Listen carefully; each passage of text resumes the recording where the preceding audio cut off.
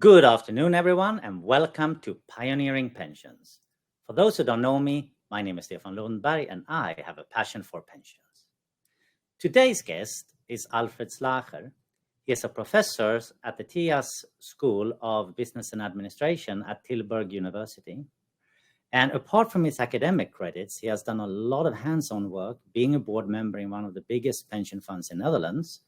And he's also a member of several investment committees. So today we're going to discuss investment beliefs and how to make better decisions in organizations. And Alfred, so I want to say welcome. And thank you. You have also written a book together with Martijn Vos. Yes, it actually was published 2 weeks ago, 3 weeks ago, on decision making. So it's quite close to the whole investment beliefs discussion we're going to have today. Very good. Has it been a bestseller? Of course, in my mind, always. But yes, it's doing quite well. So we're very pleased. Well, that's good news, because this is a really topic we all need to dig into and think about as working in the pension industry. And Alfred, when I was starting to think about this topic, I remember about 15 years ago, I spent a lot of time with Don Raymond and Keith Ambach talking about investment beliefs. And I think it's really important to get it right in the governance. But of course, you can also do it better or worse. So my question to you is, how did you stumble on this topic to get interested in investment beliefs? Oh, it's interesting you mentioned 15 years. It's roughly also the time when I stumbled upon the whole topic. I worked at the time at one of the Dutch pension funds, which was working on separating the old pension fund and the asset owner organization. And of course, there was a lot of organizational legal stuff involved. And at some point, the question came up, okay, wait a minute, we now a separate asset manager. What does it take to be a good asset manager? In other words, what are the key competitive advantages?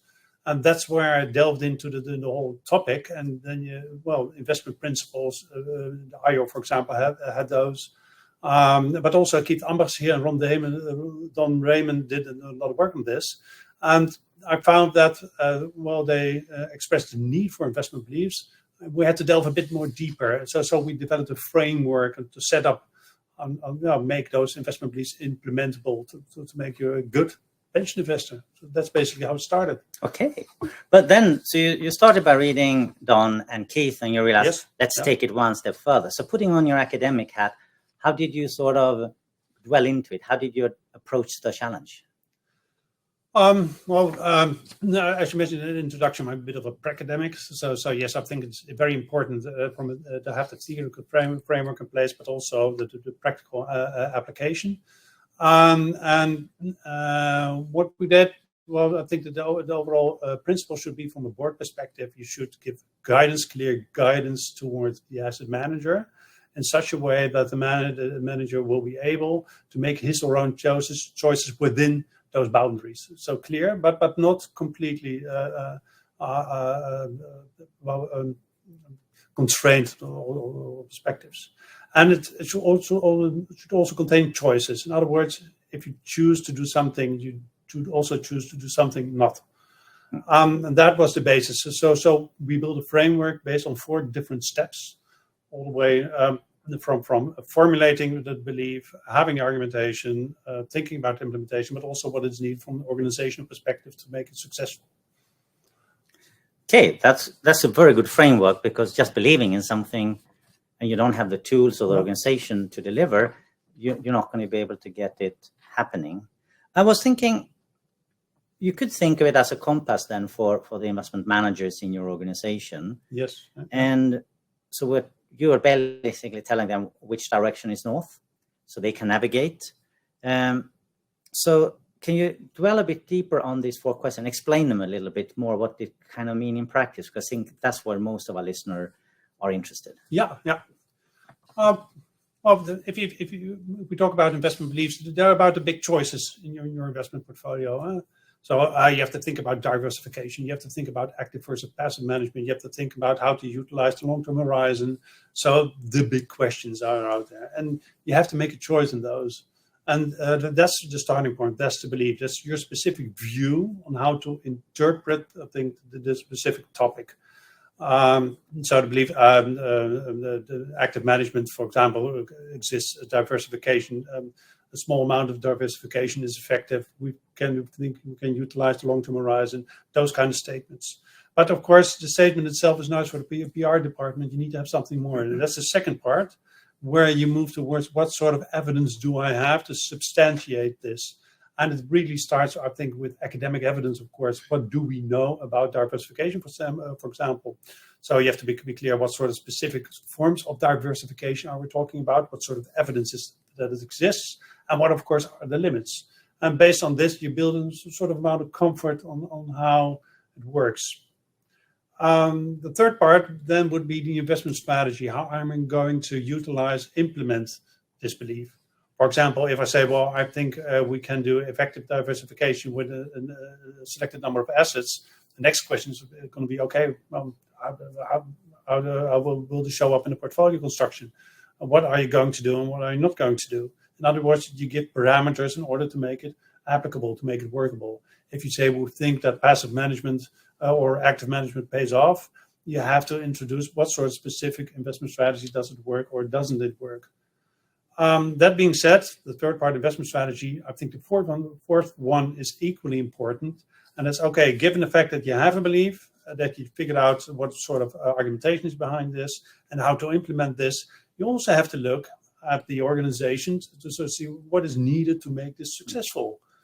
For example, if you have a strategy based on overreaction in markets, then you have to have some sort of signaling system to figure out when overreaction actually takes place. You have to change asset allocation or within the portfolio on a very short notice, a monitoring system, etc. In other words, the fourth part is, okay, what does it take from an organization perspective to make the implementation of the belief successful?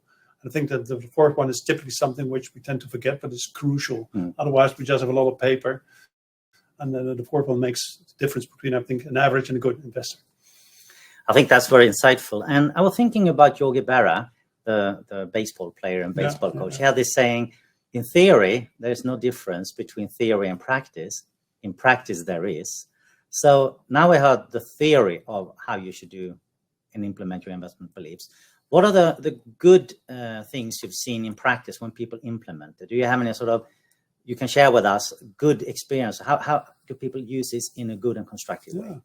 Well, I think one way to implement this in a good way is to think through this whole process in those 4 different steps. So, we work with a lot of boards. We just stop with the first 2 questions. So we have a belief and sort of argumentation, and then the question lingers in the air: what to do with it, how to implement this, and what is needed to make it successful. And good boards typically take the next step and say, okay, given the fact that it should give guidance, we also give some guidance on what sort of strategy is attached to this and what is needed. I think a second good practice is also you need to have a number of anchors, guidance for multiple years. But that doesn't mean that you shouldn't every now and then reflect on whether there's new evidence out there. Does research tip in one way or the other way? In other words, is the jury still out on a specific topic? And is new evidence gathering, or are we so clear about existing evidence that we just continue the way we're moving forward? So being open for new evidence and also thinking this through, I think, are 2 elements which I would definitely see as important parts of the good practice. And perhaps the third one also attached to this, if you have those beliefs are always giving guidance, is making choices. So once you figure out this is the way we're going to diversify, settle the portfolio, that means that other ways are not in consideration for the time being. So it's a way to create focus. Absolutely. It's you can spend your euro or your dollar just once, when it's allocated just once in terms of assets under management. So it's similar with a normal company. You have to figure out, focus on what these choices are that add value for your participants. And then when you study this, what are the sort of not to do's you have come across? To be honest, the list of the not to do's is slightly larger than the to do list, but well, in some way it mirrors it. Of course, I think the potential danger you run with the whole investment beliefs topic is, well, if you're not so interested in the board doing this, is a check the boxes exercise. So you write down, we think costs matter, we think diversification matters, we think all kinds of different investment strategies, those kind of vague terms, vague statements, which leave all the dilemmas and choices to your investment staff or your fiduciary or your asset management organization.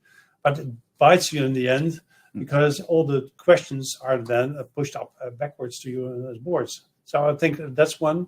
Second of all, would be a bad practice would be if you have figured out those investment beliefs and you simply hold on to them too long. So we spend so much time to figure them out, even though new evidence comes up. Why bother? We spend a whole day somewhere figuring them out. So that's, well, conservatism, if you will. That's also an issue. And that's a not new one. That's this famous Keynes quote, right? When new information comes, I change my mind. What do you do? Yeah. And it's of course for pension investors. So I sympathize with the Keynes quote, but I think it is also important to take a step back. And if you look at pension decision making, so the book project which you referred to with Martijn Vos. One of the things which we found interesting with board discussions, when having a discussion with boards, whenever your board makes a decision today, it has an impact for the next 5 to 10 or 15 years. Year after, also the 5 to 10 years. So it's layer upon layer upon layer. So you have to figure out a way to change, to learn, to adapt from the decision making without changing too much. Otherwise, you get all sorts of trouble. So you have to really take account of those pension characteristics. But learn and adapt. So Keynes in a slower pace. That would be it. And then I was thinking, there is this beliefs that every pension fund have these days about sustainability. Yeah. And it's relatively new belief. So how do you approach that? Because you assume the pension fund you're in also has it on its radar. Yes, I think lots of pension funds are currently working on this issue, and it's a very relevant, important issue. Just zooming out from a board perspective, pension funds are financial intermediaries. They're the intermediate between savings and investment, so they have a crucial role in the economy. And if the economy changes, the whole climate change transition and the challenges it poses, it makes sense that as a pension fund you also try to figure out what your role is. And that's good. So pension funds formulated belief on this. And from an evidence-based perspective, there's a lot of, now that there's compelling evidence, of course, that the climate change is currently on the way and happening. It's a system transition. What I'm personally struggling a bit with, perhaps I think that's a phrase I'd like to use, is when we have the discussion about sustainability beliefs in different settings in pension funds, we try to we run the danger of every now and then for getting lessons learned from the past. What am I saying? If I look back 10 years ago, most of us had statements and beliefs. We think that active management payoffs, we're able to exploit all kinds of anomalies. We're good in predicting, good in selecting. An endowment model discussion, we're good in first mover advantage in the new markets. Okay, that being said, we now sobered up. But if you look at the number of sustainability discussions, we tend to be quite predictive about, well, stranded assets are really stranded assets within 10 years, they're zero. We feel in that we can make a substantive impact on the economy by investing in those specific assets. We feel that for the high climate transition, that electronic vehicles is the way forward. And they're all fine statements, but they also have the issue that they're quite predictive. And that's where I make the connection with previous beliefs, learning about them. We're bad in predictions, making predictions as pension funds. So if anything, what the whole discussion about sustainability learns me is that it's very important to have a statement, a belief, and very important also to be mindful of the existing evidence so far, and perhaps try to have a discussion and an informed debate within the board to see how the translation would be more, I think, attuned to the uncertainty of, well, the transition. Yeah. And so diversification in different technology, for example, would be important. It would be more robust for different shocks. I think those statements would be more productive than more the predictive ones. Yeah, and I think also, as you said, that sometimes the jury is out, and when new things come ahead, the jury hasn't even come together yet. But that's also when you probably can, if you think it through and do it in a good way, that's also where you can get a bit of ahead, right? Because once the jury is gathered and it's agreeing, that's sort of common knowledge, right? Absolutely. Yeah. So for a couple of topics, when we talk about diversification, the jury doesn't even bother to go back in the room. There are lots of evidence. Active versus passive management. Well, the jury is still in some way discussing, and it might change whenever new evidence comes in. The jury still has to be assembled when we talk about impact investing.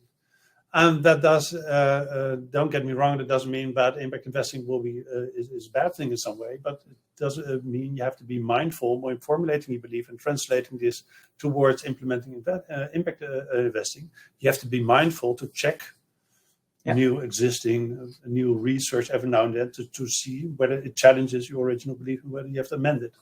So I think what I take away from these beliefs is that it's really important when you do have investment beliefs that you think them through, but also they're not written in stone. They are there to be changed. And I think that's something we always think of beliefs like, this is going to never change, but actually you have to grow as the world changes. So that's a very good lesson. Absolutely. And it ties in very much, I think, within our change view about financial markets. Financial markets are adaptive. Economies are adaptive societies. So why should we write in stone how we invest our portfolio for the next coming 20 years? So with that, I think we have a nice point into the topic of the book you have written.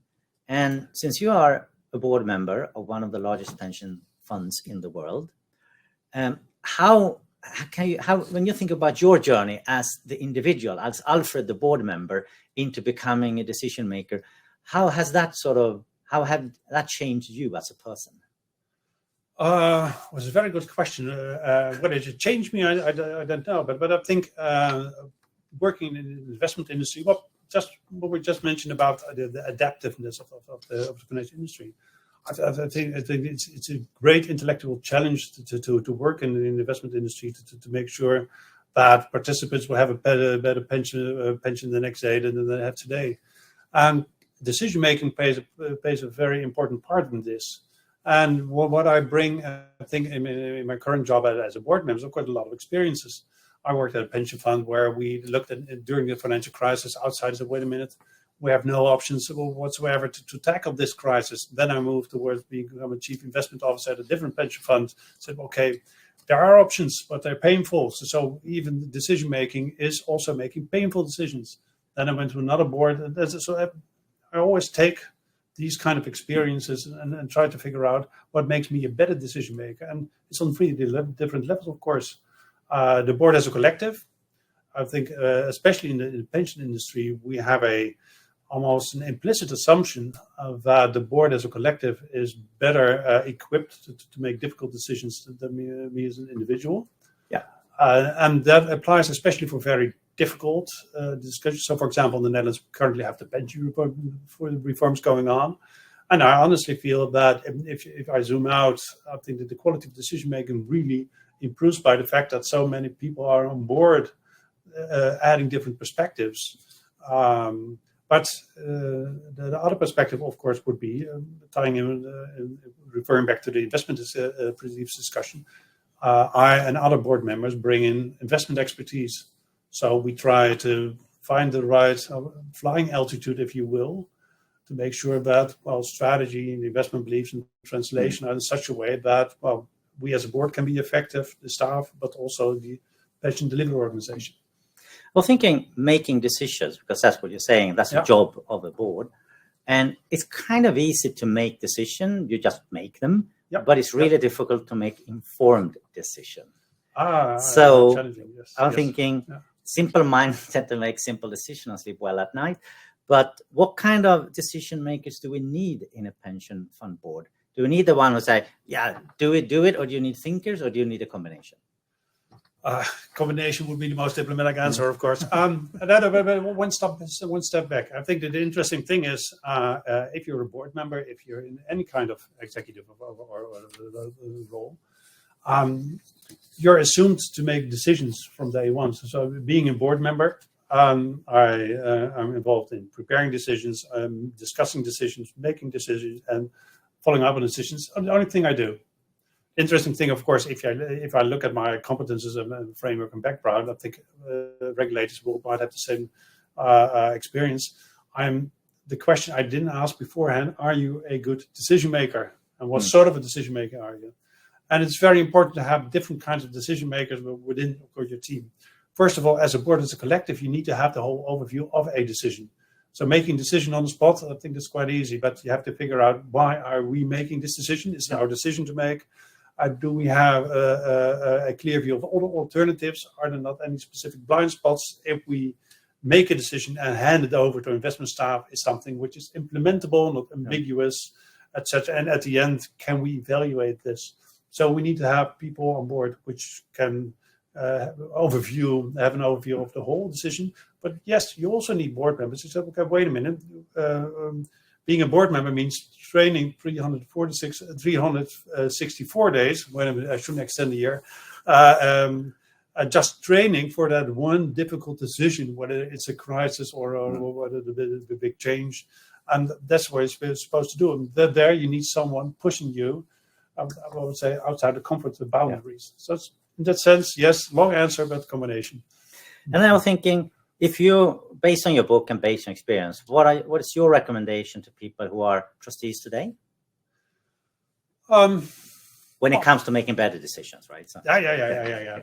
Well, first of all, Martijn and I think both a lot of experience, but also a lot of discussion with board members. I think the starting point is, wherever we talk with board members, they're committed people, which really work hard in difficult environments. So that would be absolutely, I think, the compliment to start with. But yes, decision making, of course, can be improved. Simple questions like, is this our decision to make, is a very crucial one. And also, if we look at the problem statement, isn't it, for example, ambiguous? So if we have a vague problem question at the beginning, we should do something about X, Y, and Z, then it's going to leave a whole lot of discussion about implementation, etc.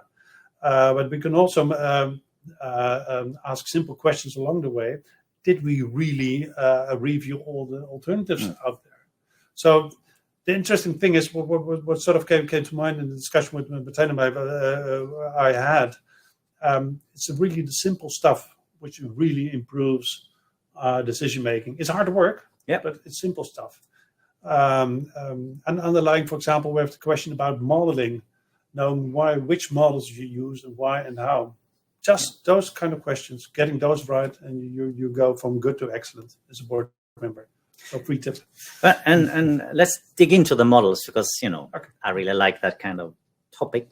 Because a model is an approximation of reality, and you probably use more than 10 models in sitting in the board of a pension fund. So when being a trustee, looking at models, what are the things you should think of? Okay. Correction number one. No, there's no correction number one. But the 10 models, that's an underestimation. Huge. I think Martijn and I, writing the book, we came up with a figure at least 30 at some point, which a board member uses. The valuation, the risk, the ALM simulation, portfolio construction, etc. We cannot do without modeling. So it's a huge innovation over the decades. So it's very important, basically, to get it right. And to get it right means that you have to figure out, similar to the question, why are we currently making this decision, or should we be the ones making this decision? Why are we currently using this model, and how is it going to help assist our decision making? So that question itself, what is the model, can it be used for, and what is it useless for? And then what are the major assumptions behind this model?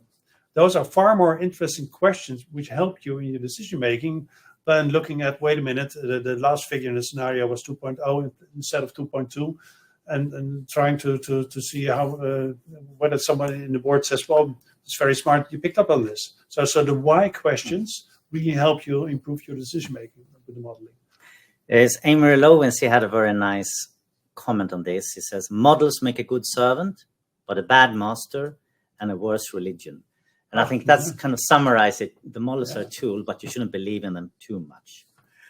Going back to tools, which I think is also, you said there's a lot of simple things in there. So what are the tools you are using in order to sort of deal with blind spot or biases in the board? I think a lot, and actually, I think a couple of those tools I learned from you actually. So a couple of years ago, the enemy within was 2 years ago, three. A couple of years pre-COVID. Ago. Pre-COVID, it's totally different era. Of course, I think every board member by now is aware of the biases and the role of biases within decision making.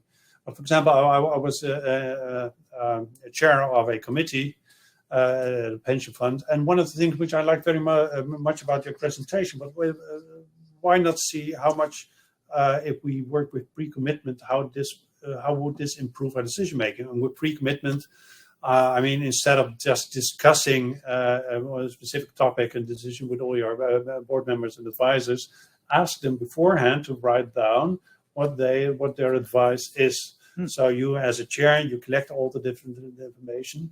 And interesting that then you have a debate on the commonalities or differences or the potential blind spots. And I learned over time that makes for far better decision making than just sitting around the table. Who has a question? Let's ask the advisor first, and then see where it moves on from there on. So those are very practical, simple things to consider. But also, I think the question beforehand: who would like to focus on the pre-mortem, for example? So when we have had all this discussion, do we have an answer which is clear? And those kind of simple things. And I think, it should be still a bestseller, I think, the enemy within, isn't it? I think so. And it should have a new edition. And it's all about our own biases. And the reason why we call it the enemy within is because most of our problems come from the inside. And Alfred, I was thinking as well here, based on what you know as a board member, the practical part as an academic, assuming now I was out looking for a board member, what should I look for when I'm searching for a good board member? Well, first of all, I would be very pleased if you would join us as a board member. I think the challenges and the complexities these days for a board member are huge. But on the other hand, it's usually a relevant organization to be working in. Specific competences, I think, for board members, which I like, the flying altitude discussion we just had. Zooming out, trying to zoom out, why are we having the discussion? How does it fit in overall strategy? Are we missing specific elements? And how does it add to the overall added value for participants, for example? The discussion we just had is. Would the board member, potential board member, be honest or brave enough to say, okay, it's interesting that we have this discussion placed beforehand, but it's not our decision to make, or it's not clear enough. I think that open attitude today would help boards enormously. So a bit cynically, you can say a lot of information is actually pushed up to the board, a lot of decision that should be taken by the organization. And actually by pushing it back, you get it to the right decision makers. And also you free up time in the board to discuss what really matters. Absolutely. But perhaps pushing back, that sounds a bit aggressive. I would stick with the guidance, the discussion we had earlier. So you as a board can do yourself a great pleasure, and just making sure that the guidance is more specific enough. That's, for example, the discussion we had about investment beliefs. But it also applies on different areas of decision making. So it's all in your hands as a board. Yeah. Well, I think there's a final question to you, and that's from a previous guest, Joe Pilger. Yeah. And instead of me asking the question, let's roll the tape. I think governance has been one of my hobby horses for quite some time. But when I look around the world, we use this word loosely. We think we talk about the same thing, but it means different things to different people. The same on investment governance. Given that you use this word globally, but it means different things to different people, how do we create a universal, meaningful definition of this that is then consistently applied? So how do we expand the commensurate level of governance and create a universal perspective of this topic on both investment governance, corporation governance, but also industry governance around the world? So, Alfred, what do you think? Do you see me sweating right now? That's a hugely relevant question to start with. Of course, we use the term investment governance loosely. So do I. And actually, this is the fun part of being working at a university. Talked to a couple of colleagues when we talk about governance. So I got back 3 or 4 definitions. But let me approach to trying to answer Joe in a different way, which I think and it ties into this question about trust and framework. I think why do we have governance? Governance is sort of a toolkit for us as a pension board in all kinds of delegation power, instruments, etc., to make sure that this is the most effective way to achieve our goals as a board on behalf of our participants. One of the things I would say within this whole toolkit would, of course, be a couple of working practices which tie into trust. If you want to increase trust, in my perspective, you have to be almost boring and dependable as a pension fund. I hope I don't offend any colleagues, but boring and dependable, what do I mean? It's transparent why you make the decision, how you make the decision, how they're implemented, and on different circumstances, would you make the same decisions in the same way? So the repeatability, of course, then reflects back on the participants. It's okay, wait a minute.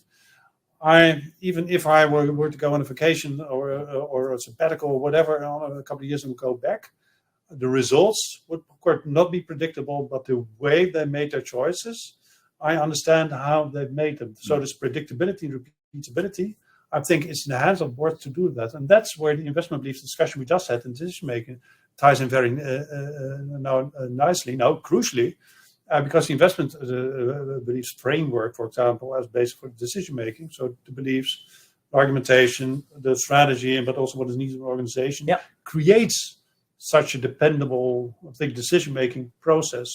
So I admit I've answered 50% of the question of Joe, and I think it's crucial. But I hope that by giving I think, a practical framework, it sort of helps increase this trust. And what I take away from what you said, actually, is that we talk a lot about governance and structure and process, etc. But what you describe is you need to have the culture right. And that's going to trump whatever governance structure you have, because if you just want to tick the box, you're going to tick the box no matter how much governance structure you have. If you really want to make a difference, you will try to do that no matter what governance structure you have. So I think it's really important to think also about the culture, and making it transparent is actually going to be good for those who really want to make a difference. Absolutely. Right. Fully agree. Yes. So we have now, Alfred, some questions from the audience. So I'm leaning a bit forward to be able to read the computer. So from Yolanda, we have a question. It says, Good. Many thanks for an interesting conversation. What is the most useful belief that your board has had along the years that has been resilient to different macro environments? What is a belief that you could travel back in time that you would change? Many thanks. Well, first of all, thank you so much. I think that it's a very good question. When I talk about self-reflection of the board, I should also have some self-reflection. Starting with the one which I like best, which has helped me best as a board. And that would translate something as the belief that it's crucial for us as a board to take difficult decisions beforehand. Also, when we talk about the enemy within behavioral biases, we know if you look at financial markets, when things get tough and difficult, I saw your poster of boom, bust, boom, so financial crisis in the background. We tend to be at our worst as boards, and due to all kinds of biases. So having this belief beforehand, and then having all kinds of pre-mortem, what sort of bad situation could we get in, and what can we do today to prepare? I found that in one board where I was serving on for 9 years, that had worked immensely, very great. It sort of reduced stress levels. We knew what to do, simply as firemen, as people from ambulances, but we as all board, we were prepared, we were training for crises. So I would recommend to any board to have this beforehand. I do regret, and that's a learning point from my perspective. I think, Stefan, you mentioned the jury's still considering is out or not. In the beginning, I was a bit too lenient about the active versus passive debate. So, for example, I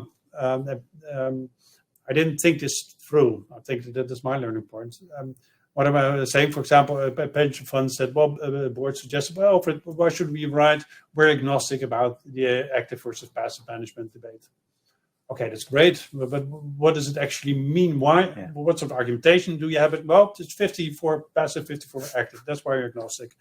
Okay, but the question was then, and how are you going to implement this? Well, we have a great selection monitoring team. The thing which then, which I forgot to ask and challenge, okay, so it's not so much about the belief, not so much about the active passive debate, but the belief is that you have a selection and monitoring team which is apparently so excellent and great that it can discover any anomaly in the market and find the right asset manager to exploit this, etc. So I didn't think through what this vague investment belief actually meant in practice, and it led indeed to vague results and vague outcomes. And in the end, we had to change it. So yeah, never be vague. That's very good. And I think when you're transparent and speak out as well about your beliefs, people can challenge you. And then, you know, if you're right, it's fine. If you're wrong, you learn. So it's just upside. It's an informed debate. Yeah. We always have to stick to the adaptive markets part. And the adaptive, that's only learning by adjusting your beliefs based on discussions, research, new insights. We have a question from Paulina. Thanks for the session. Question. How are board members for pension funds selected in the Netherlands? That's a very thorough selection process. So if you look, first of all, board members, they have to be proposed by, of course, the pension fund itself, and depending on the composition of the pension fund, you have to also the underlying sponsoring organization to employ the employees. But that's, I would say, almost the easy part, where you have to, where candidates can be proposed. The bigger question then is that the Dutch regulator will have a very thorough due diligence. So based on your background, did you work, for example, in my case, in investment in industry, what sort of competences do you have? I think that there's a matrix of more than 30 different competences. And if you, of course, you have to be compliant, so no ethical challenges there. But then there's overall, within the board, also the overall competence matrix, if you will. So you as a board, as a whole, have to have committed. So if you fulfilled all those different steps, then, well, you're on your way to become a board member. And then, that's thorough. So follow up on that, you can say, well, I know in Netherlands you have a preference also to get a bit younger people into the boards, etc. Yeah. There are programs, right, to get younger people ready to become members, right? Which is also good to point out. Yeah. So in the Netherlands, I think actually with two organizations, younger people in pensions. Yeah. Yep. I think actually one of the colleagues of Kadana, Alex Haas, that is actually in that organization. And the second would be Pension Lab. And the Pension Lab has a similar objective, and what they do, they organize traineeships for people to get ready to board. I think it's also a strange term to use traineeships, like somebody who is starting out, but now they're working in the pension industry already. But in order to be approved by the Dutch regulator to become a board member, they need to have some sort of evidence to make sure that, well, you have the right background competences, etc., to show for it. And that's really important to make sure that you have a sort of growth of a pool of future potential board member as well. Here's a question from Alexander. He says, "Dear Alfred, from what you mentioned so far, I understand that pension fund board members need to incorporate various factors in order to do a good job. For example, various tools, new informations and models. Yet, most non-executive board members are only involved part-time. This gives the problem of limited staff and limited resources." Yeah, it's a very recognizable dilemma. So, well, it's not a dilemma, it's more a situation. The dilemma is something which is we're unhappy about. But if you're in a one-tier board, so executives and non-executives, it's by definition the role of the thing and the situation of non-executives to have less time and less information beforehand, and that's not a bad thing, because that allows non-executives to zoom out. So what are the key principles, the key assumptions which are needed, well, to make this strategy a successful one. So the challenge would be for the non-executives not to ask for more and more in-depth information. That always would be potentially checking the executive, but more to figure out what are the key assumptions. Do we all agree on this, and do we all agree on the way they're implemented? So that would be a better, I think, usage of time for non-execs. I think also Alexander were probably thinking about, you need such a broad knowledge base and you only get paid 1-2 days per week.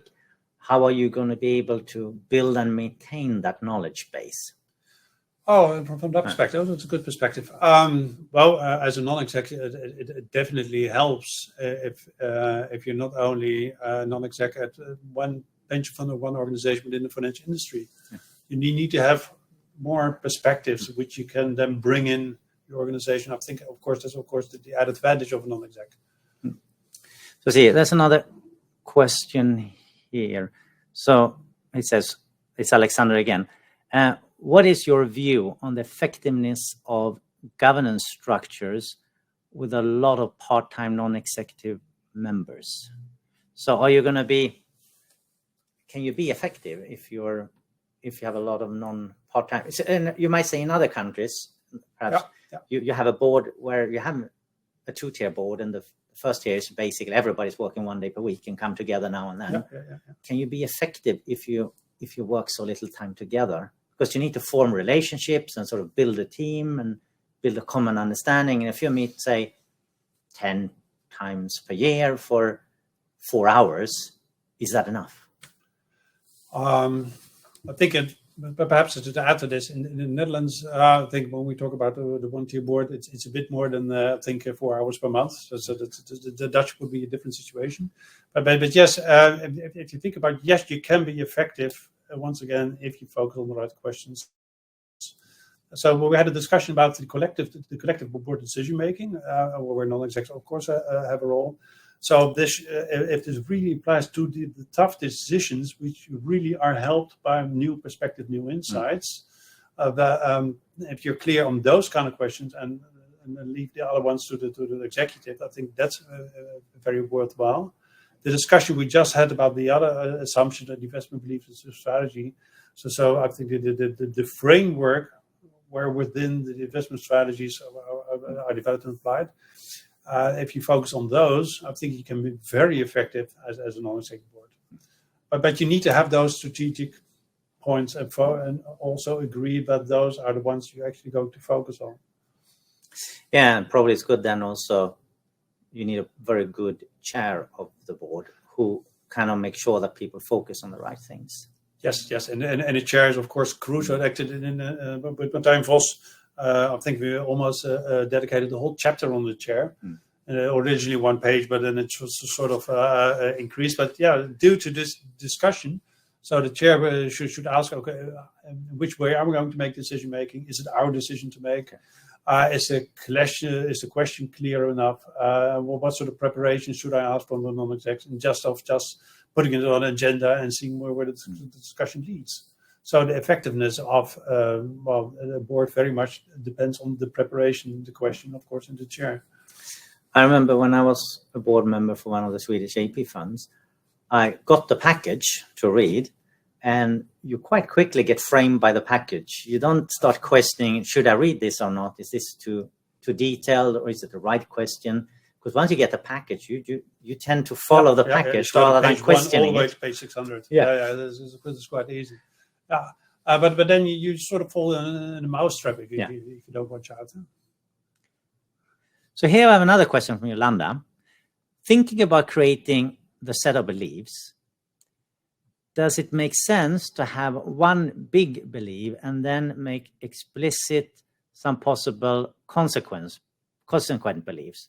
Like long-term is our time horizon, it's a big belief, and then followed by another smaller belief. So almost like a heading beliefs and then sort of clarification by categories under that heading. Very, very good question, Yolanda. You of course run the risk if you say, well, we just want to have a compact set of beliefs, let's say 6 or 7. That I think the discussion which matters most for example, the fiduciary or the asset manager sort of gets tucked away somewhere in the discussion. I don't think that this approach works well. You need to have some sort of overarching question. So we're long-term investor. For us, long-term investing means XYZ definition. And then you can have a number of sub-questions, limited number, but still. For example, long-term investing means that we have a high risk tolerance. So that's why we do rebalancing XYZ. Long-term investing means for us that we can exploit different markets, not open for other investors, which we use in XYZ. So then you have one overarching and a couple of ones below that. Yep. So it seems quite workable. And I know a couple of pension funds which have done work along that way. So you would first of all be a bit surprised seeing 30 different kind of beliefs, but there are really 6 or 7 with a number of those sub-questions. So it's a great way to proceed. Yeah. And here's another question from Yolanda. It says, the Board of Trustees does not take short-term tactical decision, or do you not go into such details? That's a really good question. So absolutely. If I would the questions are getting better and better. Yeah. But let's start what tactical asset allocation is. Tactical asset allocation is making short-term decisions because of disallocations in the markets. It's either you see potential opportunities or they arise due to rebalancing or shifting the portfolio. That being said, tactical asset allocation could have a time frame, let's say 2 to 3 months. Compare this with the number of meetings which your board has, and you see a huge discrepancy between those two. If you're working short time, trying to work the market short term, you also have to have a lot of, I would say, executive operational kind of meetings. So it doesn't make sense in any way to have a board meeting on tactical asset allocation from my perspective. It's operational, it's somewhere in an investment organization, and you give clear guidance as a board on how not to proceed with that topic. But that's it. And the problem is the market, when it crashes, doesn't wait for your board calendar. Absolutely. Yeah. It ignores your calendar. Yeah. And perhaps to add to this, we had a discussion about one of the previous discussion, what belief worked really well, but make difficult decisions beforehand. Yeah. So when does rebalancing become a hot topic? Well, when markets are out of joints, when volatility is quite high. And this is typically something which you can prepare beforehand as a board, so that if the question arises, you still can lean backwards and say, okay, we figured it out roughly how it works, and we've given the mandate or the instructions towards to do the fiduciary asset manager to work with. So also in that case, a board, well, it should perhaps monitor a bit more closely. Of course, you also should be prepared for what's happening, but not act. One thing that I have struggling with, and that is, if you have sort of, when you do a board, you do your ALM, you have your strategic asset allocation mix, right? And then you report that to the regulator, and it's measured and everything around it. Yeah. And then, of course, if you say you want people to take risk, it's very difficult for people to deviate from that, your long-term strategic mix, because it's more like a human problem than anything else, right? So when you actually lock a lot of things down, and then the organization's not going to be able to actually do anything, and you say, why are they not doing anything? Well, because you put the constraints in such a way that you almost forces them into not doing anything. Yeah.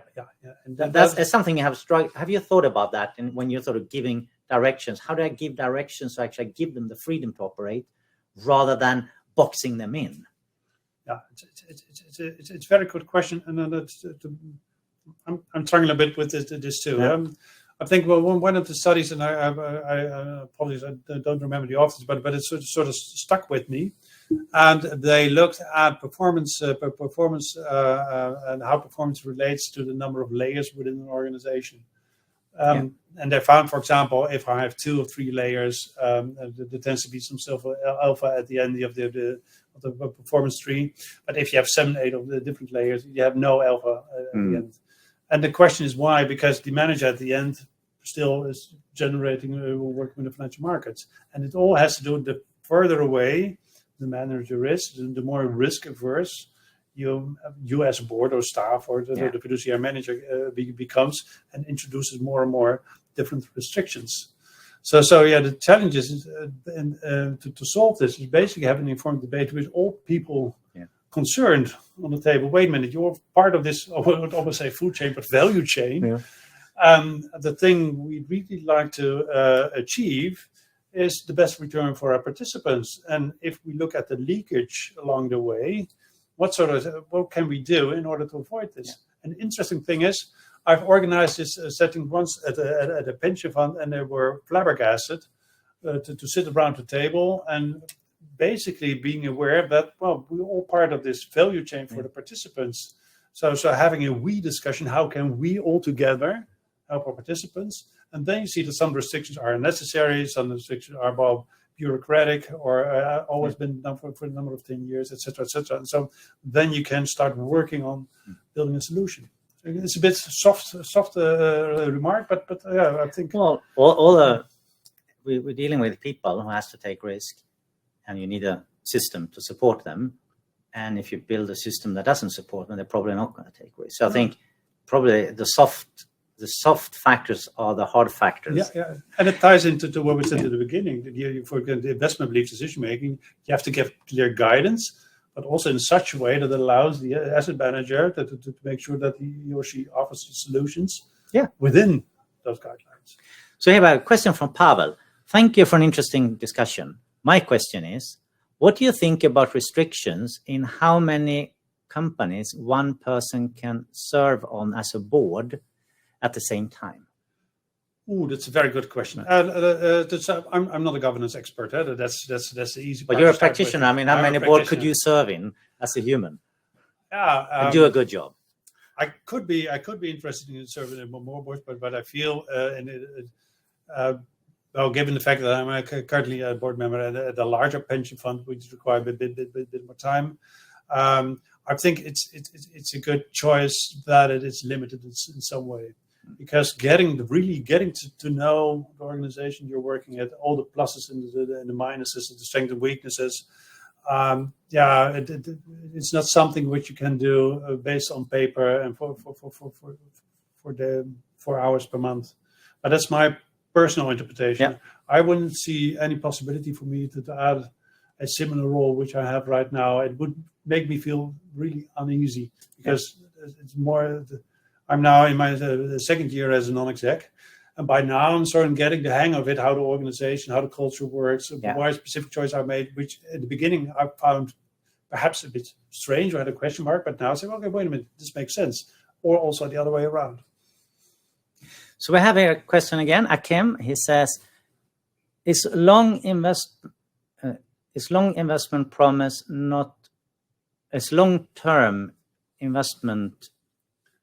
not an illusion, or rather an excuse for low growth rate as we are experiencing across the investment horizon? So I think what he's saying is that you say, if it doesn't work out, you say, but we are long-term. So when do you start saying, you said you're long-term, but actually you're not doing a good job? Because you always say, if you wait another 10 years, you're going to see that my strategy is right. That's it's a recognizable dilemma for a couple of reasons. So we had a discussion about the pension decisions. When you as a board make a decision, it's for the next 10 to 15 years, and the year after also next 10 to 15 years, layer upon layer upon layer upon layer. And the problem, if you do, no, it's not so much a problem, it's consistent with a long-term horizon. The problem is, however, that it is quite difficult to figure out when to change or adapt specific choices. You really have to spend a lot of time in terms of evaluating and figuring out beforehand when you're really going to change your asset allocation. For example, if I have an expected risk premium for equities or equities with another asset category of 5, and it slowly dwindles to 4.8 the next year and 4.6 the next year, you're basically in sort of a mousetrap situation where year after year the change is not big, but over 5 or 6 years, and then you really have a problem. But these are evaluation criteria and questions which you also can tackle beforehand. And it's not to say on a very mechanical way, okay, now we're going to throw out equities, but we're going to evaluate in such a way to see what better alternatives are around. Very good. And now you have been answering all our questions very diligently. Great. Thank you. So it's time for you to ask a question. And that is for our next guest, and that's Ole Zettergren. And he is the Research and Development Director at the Swedish Pension Authority. And he is one of the people behind the notional DC. He knows every ins and out how that model works. And he also knows a lot about the PPM model. So take your opportunity and ask him a question about, for example, something you think is interesting, what you can learn from the Swedish system. Yeah. Well, first of all, I'm of course going to look at the attendance the next webinar. So it's a great guest. Great guest, but I'm thinking for a couple of reasons. One of them is if you look at the current Dutch pension reforms, or I think many European pension reforms are very much inspired. I think what happened in Sweden, I think 2 decades ago, and that's when it almost started. Almost 3, actually. Yeah, 3 years. Yeah.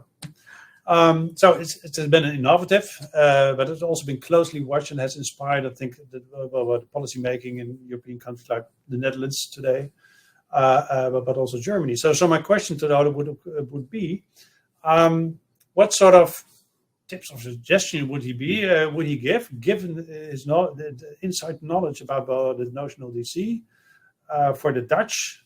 We're currently in implementation phase of the pension reforms. What sort of something? If you zooms out, say, well, wait a minute, something that what could you improve or avoid? But some of the Germans, they're of course starting, I think, their 4th or 5th pension reform right now. They're too inspired, of course, by parts of the notional DC. So similar question there for him. So with his background, what sort of tips and suggestions would he have for the Dutch and the German reforms? Thank you very much, Alfred. And first of all, I would say thank you, everyone who joined us for this episode of Pioneering Pension. It's always a pleasure to have you here, and we had really, really good questions. So big thank you. And I would say especially a big thank you to you, Alfred, who take your time and come and share the wisdom with us. Yeah, it was a pleasure to be here. And thank you so much for the great discussion. Great question, of course, from the audience. So thanks.